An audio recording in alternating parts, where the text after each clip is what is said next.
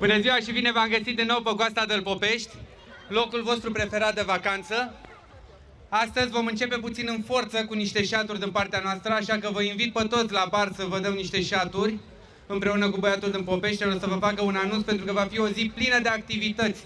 Dar în primul rând veniți lângă noi aici ca să sărbătorim această zi minunată și să bem câteva șaturi. Acum vi las pe el pentru că are mai multe să vă spună și până atunci veniți încoace să ne cinstim, să dăm noroc. Vă așteptăm la bar pe toți! Bine v-am găsit pe toți astăzi la 81 Infinity Pool. Haideți să dăm câte un shot împreună și după aia vom avea mai multe activități unde veți putea câștiga premii, activități pentru copii, activități pentru cei mari, vom avea și polo pe apă.